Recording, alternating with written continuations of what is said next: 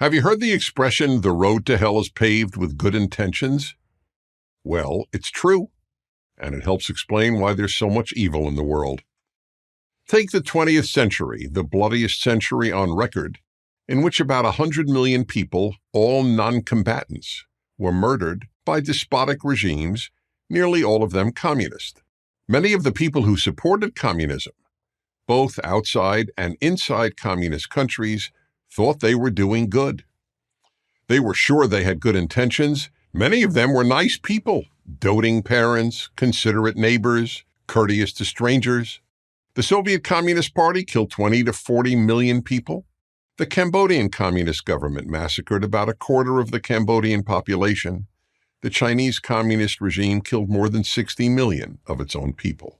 The roads to all these hells were paved by many people who had, or believed they had, good intentions. Were it not for well-intentioned people who believed in communism, the truly evil people who implemented these genocides might never have come to power. To cite but one example, it was American and British men and women, many with good intentions, who delivered to the Soviet mass murderer Joseph Stalin the secrets to making an atom bomb. They, too, were probably nice people. Of course, there's no large-scale genocidal movement today in America, but the road to lesser hells in this country is also paved by many nice people who believe they have good intentions. Many of the teachers who bring up topics that rob young children of their sexual innocence are motivated by good intentions. Most of the Americans who vote for politicians who seek to defund the police, a guaranteed recipe for increased murder, rape, and other violent acts, think they have good intentions. So too those who seek the elimination of hate speech. They have good intentions, even though in reality they constitute the first serious threat to free speech in American history. The road to hell is paved with good intentions because most people who support bad causes, and even many who commit evil, believe they are motivated by good intentions. Their thinking goes like this: I mean well, therefore I do good. Therefore I am good. And if you oppose me, you do not mean well and cannot be good. So given that good intentions are so often morally worthless, what are we to do if we wish to increase goodness in society? Or to pose the question another way, if good intentions pave the road to a terrible world, with what should we pave the road to a beautiful world? The answer is wisdom, understanding as much about life as possible, especially the consequences of any position you hold. Wisdom is asking what does good, not what is well-intentioned. Good intentions, and even being a nice person without wisdom, leads to evil. The reason to worry about the future of America and Western civilization is not that our elites are composed of people with bad intentions. It is that our elites are largely composed of people lacking wisdom. The word for those who lack wisdom is foolish. Most college presidents, professors, and increasingly most teachers in high schools and elementary schools, most editors and other journalists, most of the business people who run big companies, and most so-called experts are foolish. Why are they foolish? Why are these often very successful men and women devoid of wisdom? Because they have not pursued wisdom. You have to study wisdom to know how to do good, just as you have to study physics to know how to be a physicist. If you're taught wisdom, there's a good chance you'll become wise. If you aren't, there's a good chance you will be a fool. And foolish people do a great deal of harm. But tragically, wisdom is no longer taught by most parents or in most schools. Until the early decades of the 20th century, American students were expected to know the greatest sources of wisdom, such as ancient Greek and Roman writers, Shakespeare, and most importantly, the Bible. But then America started paving the road to hell. It stopped teaching wisdom. It stopped teaching the ancient Greek and Roman writers, Shakespeare, and the Bible. The road to a good world is paved with wisdom. It's not enough to be nice, and it's not enough to have good intentions. I'm Dennis Prager.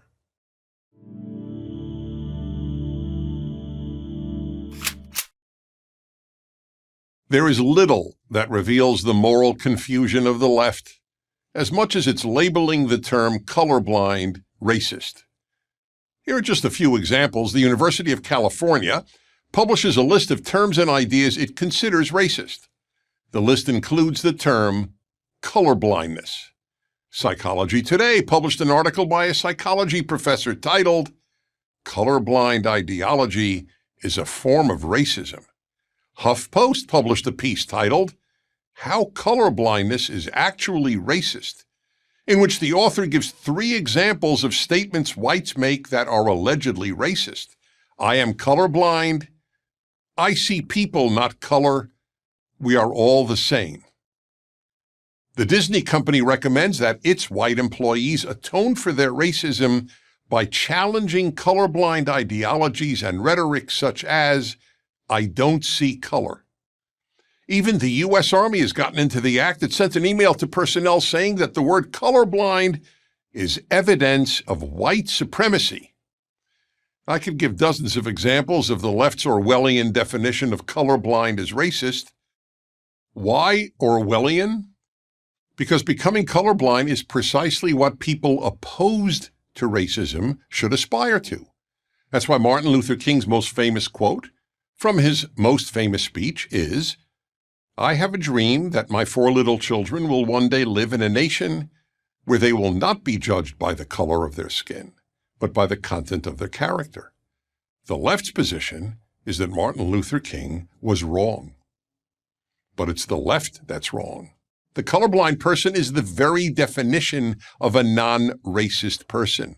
Here's one obvious proof. The worst racists, defenders of slavery, supporters of Jim Crow laws, the Ku Klux Klan, just to cite American examples, were the least colorblind people. Color is the one thing they and all racists see. Precisely because they defined people by their color, they justified subjugation of blacks. Colorblind means one does not believe a person's color is in any way significant. Isn't that the ideal? Shouldn't we define a person by their heart, mind, personality, and as Martin Luther King said, above all, character? Does anyone look into a mirror and see color? No, they don't. They see a human being. When a white person looks into a mirror, does he or she think, "Look, a white person"? When a black person looks into a mirror, does he or she think, "Look, a black person"? Of course not. When we look at ourselves, we see John, or Jessica, or Tamika, or Jose. We see ourselves, not color. Why isn't that how we would want everyone to see us? The left's insistence that color is important is one of the most racist and anti-human doctrines of our time. It was precisely when America was most racist that people's color was deemed most important. Why would we want to return to that time? Why is your skin color any more important than your hair color? Or for that matter, the color of your shoes? Name one important thing your color tells others about you. You can't.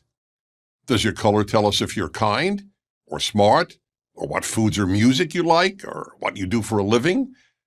Does it tell us anything about the most important thing about you, your values? No, your color tells us nothing about you. So why should anyone not be colorblind? To be colorblind means one ignores the least important thing about you. Isn't that a good thing? And isn't the opposite position that your race is important racist?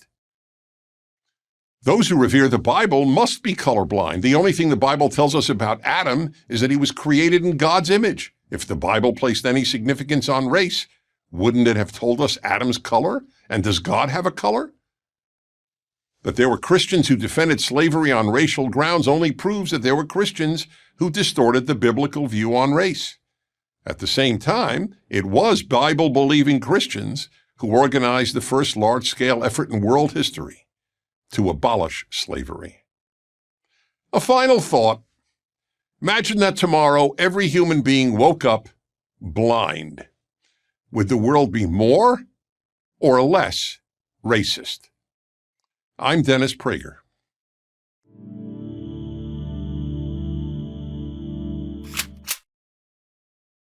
The most famous words of Franklin Roosevelt, America's longest-serving president, were, "The only thing we have to fear is fear itself." One wonders if any world leader would or even could say that today. We live in the age of fear. All of my life, I thought love and hate were the two most powerful emotions. But owing to recent events, I've changed my mind. I now understand that for most people, fear is the strongest emotion. In fact, I've come to realize that it is possible to get people to do anything if you instill enough fear in them. Specifically, irrational fear. Fear of COVID, for example, is rational. But media and governments induced irrational fears. That's why millions of healthy people stayed indoors for a year or more, why a vast number of people have worn masks while walking or sitting alone outdoors, and why so many parents did not allow their young children to play with other children for a year or more, despite the fact that the COVID mortality rate among children is considerably less than the flu's mortality rate among children. All of this was caused by irrational fear. Turns out that fear is not only more powerful than love and hate, in most people it is more powerful than reason. And when it is far more destructive to the individual and to society than rational fear. What is rational fear? When a soldier fears going into battle, that's rational. Soldiers cannot allow fear to control their behavior, but their fear is not irrational. If a mugger points a gun at you, it is rational to feel fear. If you're diagnosed with cancer, it is rational to experience fear. Rational fear is not necessarily a bad thing. It is irrational fear that does the most harm to yourself, to others, and to all of society. The Salem witch trials of the 17th century were an example of irrational fear leading to evil, the killing of women who were believed to be witches. You would think that the Enlightenment of the 18th century, with its focus on reason and science, would have led to a great lessening of irrational fear. It hasn't. To take one contemporary example, many people have decided not to have children because they fear that a warming planet represents an existential threat to life. Now, it is rational to be concerned about climate change. It is irrational not to have children because of it. But it gets even more irrational. Their parents often support this decision despite their deep yearning to be grandparents. Irrational fear is also a major source of hatred. People hate what they fear. It was Germans' irrational fear of Jews, people who made up under 1% of the German population, that led to the unique evil known as the Holocaust. Given the awful power of fear, what can you do to be less fearful? The first thing you must do is determine whether your fears are rational or irrational. And that can only be accomplished by thoroughly studying the issue, whatever it happens to be: global warming, a pandemic, racism, or any other controversial subject. For example, blacks are told to fear white police because white police are racist and want to do them harm. This is largely an irrational fear. It is well documented that in any given recent year, the number of unarmed blacks killed by police is approximately 20, nearly all of whom seriously threatened the lives of the policemen who killed them. Another example: credible scientists who acknowledge that global warming is taking place but contend that it is not an existential threat to life, are dismissed as anti-science and their views largely suppressed. Read them, and many of your fears will be allayed. You might even decide to have children. Most fears are stoked by governments and their allies in the mass media and in big tech, who in turn suppress contrary opinions. Therefore, please understand that when you hear only one side of a story, and that opinion is designed to make you afraid, there is a good chance that your fears are unwarranted. Determining whether your fears are rational or irrational is one of the most important things you will ever do. The quality of your life and the life of your society depend on your making that distinction. I'm Dennis Prager.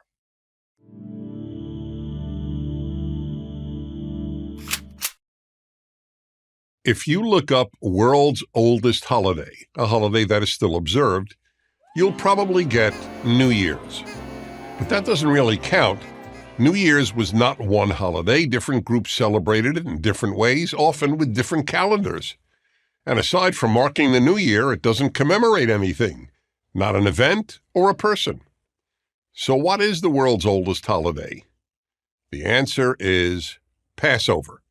It's been celebrated continuously in the same way by the same group and commemorates a single event. Jews have been doing this for more than 3,000 years. That alone is almost incredible. But Passover is not only the world's oldest holiday, it is also the world's most important holiday. I'll explain why in a moment. First, a word about the story of Passover. It celebrates the Jews' exodus from Egypt in approximately 1200 BC, or BCE as many academics now refer to it. The Israelites were slaves in Egypt for hundreds of years until, as described in the Hebrew Bible, the Egyptians suffered what are known as the 10 plagues. Their Pharaoh, the Egyptian ruler, finally relented and allowed the Jews to leave. That's the story of the Exodus, the most widely known national event in Western history. And why is the Exodus so important? For the first time in history, the primary religious book of a civilization went on record as identifying its God with liberating slaves. The gods of every other nation either said nothing about slavery or endorsed it. But the God of the Exodus liberated an enslaved nation. And he not only liberated Jews, the book of Exodus records that a multitude of peoples left Egypt with the Jews. But didn't that book, specifically the book of Exodus, allow some forms of slavery? Yes, it did. But with the exception of captives in wartime, it did not allow slavery as we understand the term. Biblical slavery was what is known as indentured servitude, an institution that was so common throughout history, a large percentage of the Europeans who came to America in its early days came as indentured servants. This institution was not slavery. People who couldn't pay off their debts worked their way out of debt for a fixed length of time. In the Bible, that was 6 years. One powerful proof that the Exodus meant that God didn't approve of slavery is that the Exodus inspired enslaved people in different parts of the world to hope for freedom. For example, Black Americans thoroughly identified with the Exodus and with the Israelites. The best-known Black spiritual or religious folk song was Go Down Moses, with its famous refrain, Let my people go, the very words that Moses, the leader of the Israelites, repeatedly said to Pharaoh. Go down, Moses, way down in Egypt's land, tell all Pharaoh, let my people go. The lyrics of the song refer to Harriet Tubman, the famous runaway slave who later helped fellow slaves escape to freedom. She became known as the Black Moses and used Go Down Moses as a code to communicate with fleeing slaves. The Exodus not only inspired slaves in America, it equally inspired free people in America. Two of America's founders, Thomas Jefferson and Benjamin Franklin, designed a great seal for the United States. And what did that seal depict? The Exodus. Every year for more than 3,000 years, Jews have kept the memory of the Exodus alive by celebrating Passover. The first night of the holiday features the dinner known as the Passover Seder, the Hebrew word for order. The Seder meal is conducted in a very specific order that ensures the story be told accurately and that anywhere a Jew goes in the world, he or she will be engaged in the same exact ritual. Adding to Passover's significance is the generally agreed to fact that Jesus' Last Supper was the Passover Seder. The New Testament Gospel of Mark records, on the first day of the festival of Matzah, that's the biblical name for Passover, it was customary to sacrifice the Passover lamb. So yes, Passover is the most important holiday in history. Telling the world that God is on the side of slaves not masters. Were there no Passover? There would be no Jews, no Christians, no Western civilization, but a lot of slaves. I deal with all this and much more in my book, part of the Rational Bible series, The Rational Passover Haggadah, the word for the book containing the Seder service. So that Jews, Christians, people of other faiths, and people of no faith understand the meaning and ongoing significance 3,000 years later of this oldest and greatest of all holidays. I'm Dennis Prager.